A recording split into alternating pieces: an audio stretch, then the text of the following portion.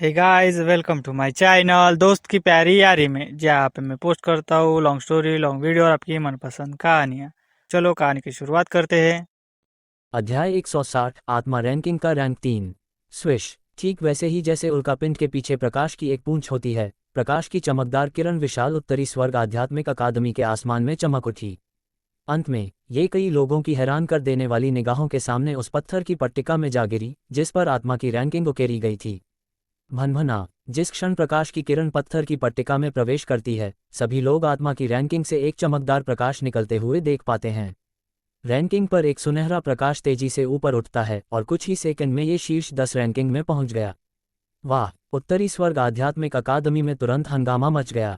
हालांकि spirit ranking उत्तरी स्वर्ग आध्यात्मिक अकादमी के भीतर सबसे बुनियादी रैंकिंग में से एक थी, लेकिन रैंकिंग के शीर्ष 10 में प्रवेश करना आमतौर पर मुश्किल था।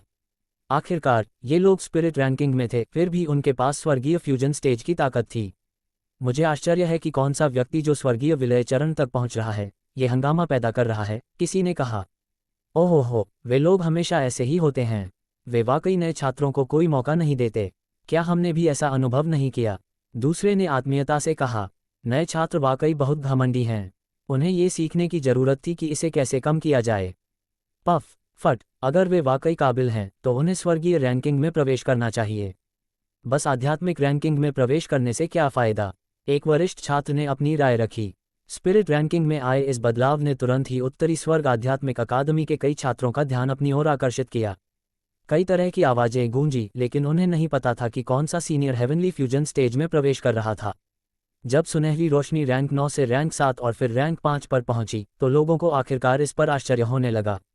हालांकि स्पिरिट रैंकिंग उत्तरी स्वर्ग आध्यात्मिक अकादमी के लिए केवल एक बुनियादी रैंकिंग थी, लेकिन कोई भी यह विश्वास नहीं करेगा कि जो लोग लंबे समय तक उस स्थिति को बनाए रखने में सक्षम थे, वे काफ़ी कमज़ोर होंगे। खास तौर पर वे लोग जो स्पिरिट रैंकिंग में शीर्ष 3 में स्थान पाते हैं। जैसे ही सुनहरी रोशनी रैंक 4 पर पहुंची, वहां हलचल बढ़ गई। छात्रों ने आपस में चर्चा करते हुए कहा, क्या यह संभव है कि कोई नया छात्र शीर्ष 3 में आ जाए? इस बढ़ते हंगामे के बीच सभी की निगाहें उस चमकती रोशनी पर टिकी थीं, जो अब रैंक 3 की ओर बढ़ रही थी। सभी उत्सुकता से जानना चाहते थे कि अगले क्षण में क्या होने वाला है। क्या ये वास्तव में एक नया चमत्कार होगा? क्या कोई नया छात्र न केवल सामान्य रैंकिंग बल्कि शिखर पर भी पहुंच जाएगा? कुछ ही सेकंड में सुनहरी रोशनी रैंक 3 पर पहुंच गई और सभी छात्रों ने एक साथ विस्मय में सांस ली। ये दिन उत्तरी स्वर्ग आध्यात्मिक अकादमी में एक ऐतिहासिक पल बन गया था, जो हर किसी के दिलों में गूंजा। ये केवल एक रैंकिंग नहीं थी, ये बस एक शुरुआत थी, एक नई युग की। ये तीनों व्यक्ति उत्तरी स्वर्ग आध्यात्मिक अकादमी के स्वर्गीय सम्लन चरण के शक्तिशाली लोगों के बीच बहुत प्रसिद्ध थे। आधे से ज़्यादा साल तक उनकी स्पिरिट रैंकिंग अछूती रही। कई लोगों की निगाहें सुनहरी रोशनी पर टिकी हुई थी। जब सुनहरी रोशनी अंततः रैंक 4 पर पहुंची, तो वह धीमी हो गई और एक पल के लिए स्थिर रह गई। फिर सुनहरी रोशनी अचानक उछली और रैंक 3 की स्थिति पर आ गई। एक बार जब वह सुनहरी रोशनी रैंक 3 की स्थिति पर पहुंच गई, तो उस नाम का प्रकाश चमक उठा जो मूल रूप से तीसरे स्थान पर था। लेकिन वह धीरे धीरे फीका पड़ गया। सामान्य परिस्थितियों में यदि वे रैंकिंग में आगे निकल जाते तो नाम फीका नहीं पड़ता, बल्कि वह केवल एक रैंक नीचे गिरता। लेकिन यहाँ मामला कुछ भिन्न था। वह व्यक्ति जो मूल रूप से रैंक 3 पर था, पहले ही स्वर्गीय सम्लन चरण में आगे बढ़ चुका था। यह माना जाता था कि उसने स्पिरिट रैंकिंग में फिर से प्रतिस्पर्धा करने की योग्यता खो दी थी। इस प्रकार एक बार जब यह आगे निकल गया, तो यह रैंकिंग से सीधे गायब हो गया। हालांकि ये बदलाव केवल रैंक 3 की स्थिति के लिए था, अन्य रैंक जो पार हो गए थे, उन्हें अभी भी एक स्थान नीचे आना होगा। जिसे हटाया गया है वह मल्लनी है ना? एक छात्र ने मजाक में कहा। ओहो हो, वह आदमी वाकई बदकिस्मत है। अगर वह अभी भी स्पिरिट रैंकिंग पर होता तो वह हर दिन 1000 स्पिरिचुअल वैल्यू पॉइंट प्राप्त कर पाता। उत्तरी स्वर्ग आध्यात्मिक अकादमी में कुछ लोग मल्लनी की बदकिस्मती पर हंसते हुए खुशी से झूम उठे। उनके लिए यह एक अवसर था, क्योंकि मल्लनी जैसे अनुभवी व्यक्तियों की अनुपस्थिति नए छात्रों को अपनी योग्यता साबित करने का मौका देती थी। फिर उन्होंने रैंक 3 पर मौजूद सुनहरी रोशनी को देखा। उस स्थान पर रोशनी धीरे धीरे कम होने लगी और अंततः सुनहरी रोशनी से बना एक नाम बन गया। ये नाम चमकते हुए अक्षरों में उभरा। सभी छात्र उत्सुकता से देख रहे थे कि वह नाम कौन सा है। जब नाम पूरी तरह से प्रकट हुआ, तो सारे वातावरण में सांसें थम गईं। सभी की आंखें उस नाम पर टिकी थीं और एक नया अध्याय शुरू होने का एहसास होने लगा। ये नाम उन सभी के लिए एक ऐतिहासिक क्षण था, जो उत्तरी स्वर्ग आध्यात्मिक अकादमी के छात्रों की यादों में हमेशा के लिए अंकित रहने वाला था। नॉर्दर्न हेवन स्पिरिचुअल एकेडमी में एक दिन साधना की गई और तुरंत ही उसके भीतर का माहौल शांत हो गया। कई लोग चौंक गए क्योंकि उन्होंने स्पिरिट रैंकिंग को देखा। क्या इसका मतलब यह नहीं है कि यह एक नया छात्र है जो आज ही नॉर्दर्न हेवन स्पिरिचुअल अकादमी में आया है? सभी को ये सोचकर आश्चर्य हुआ कि क्या एक नया खिलाड़ी वास्तव में एक वरिष्ठ खिलाड़ी को बाहर करने में सक्षम था जिसने स्पिरिट रैंकिंग पर कब्जा कर रखा था। सन्नाटा केवल कुछ सेकंड के लिए ही रहा, फिर एक हलचल भरी। ऐसा कुछ हुआ है? कितने साल हो गए थे? आखिर यह वीरेंद्र कौन है? एक छात्र ने सवाल किया। क्या ऐसा हो सकता है कि आज ही वह स्वर्गीय सम्मेलन चरण में सफल हो गया हो और इसलिए उसने उस खामी का उपयोग किया? दूसरा छात्र बोला, ओहो, ये काफी दिलचस्प है। मोलन कोई कमजोर नहीं है। वीरेंद्र ने अपने व्यक्तित्व के साथ उसे स्पिरिट रैंकिंग से बाहर करने की हिम्मत की, इसलिए वह इसे जाने नहीं देगा। हाँ, इसके अलावा जिन लोगों को उसने एक रैंक नीचे धकेल दिया था उन्हें भी अच्छा नहीं लगेगा। यह वीरेंद्र सचमुच साहसी है। उत्तरी स्वर्ग आध्यात्मिक अकादमी में लोग स्पिरिट रैंकिंग को देखते हुए एक दूसरे से बातें करते रहे। हालांकि यह स्पष्ट था कि उन्हें वीरेंद्र की हरकत के प्रति थोड़ी सहानुभूति महसूस हुई। स्पिरिट रैंकिंग के कारण मची हलचल ने नए छात्रों के क्षेत्र में कई नए छात्रों का ध्यान भी आकर्षित किया। वे चमकदार नाम को देखकर चकित रह गए। हालांकि अन्य व्यक्ति इस नाम से अपरिचित हो सकते हैं, लेकिन सभी जानते थे कि यह नाम किसका प्रतिनिधित्व करता है। उन्होंने कभी नहीं सोचा था कि यह व्यक्ति इतना शक्तिशाली था। वह भी अभी उत्तरी स्वर्ग आध्यात्मिक अकादमी में आया था, फिर भी उसने पहले ही इतना हंगामा मचा दिया।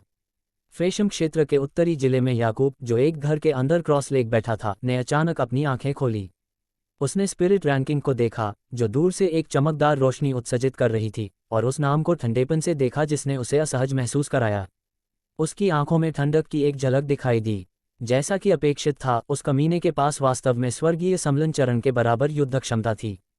कोई आश्चर्य नहीं कि वह उत्तरी स्वर्ग आध्यात्मिक अकादमी के भीतर सबसे उत्कृष्ट नए छात्रों में से एक बनने में सक्षम था।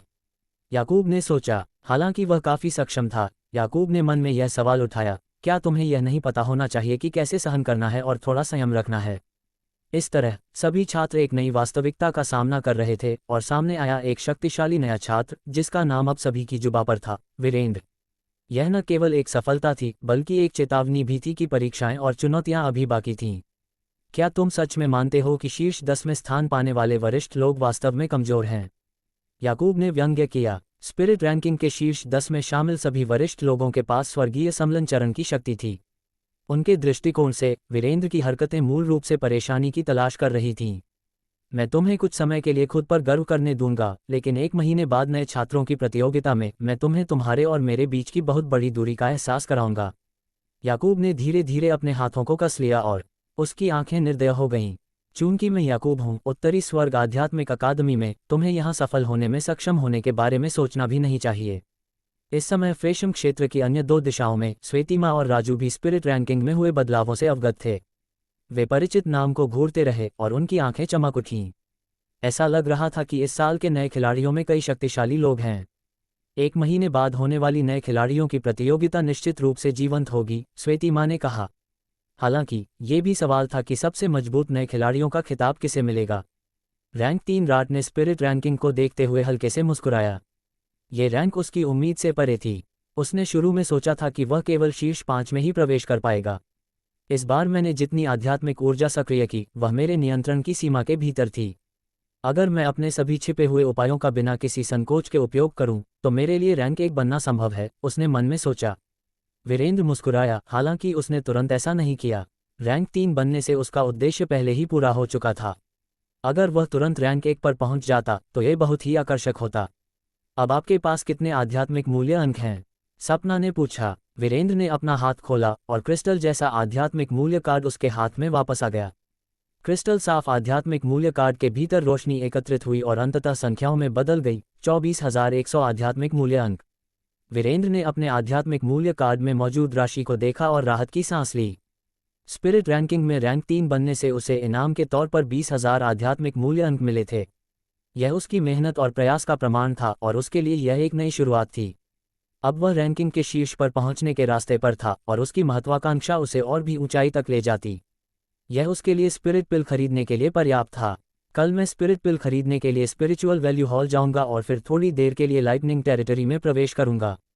मेरे पास जो समय बचा है उसमें मैं स्पिरिट स्टेज के लेट फेज में पहुंच जाऊंगा, वीरेंद्र ने सपना को देखते हुए मुस्कुराते हुए कहा। सपना ने धीरे से सिर हिलाया, सहमति में।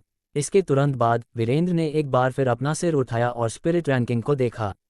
उसे वास्तव में अपनी वर्तमान ताकत को जल्दी से बढ़ाने की जरूरत थी।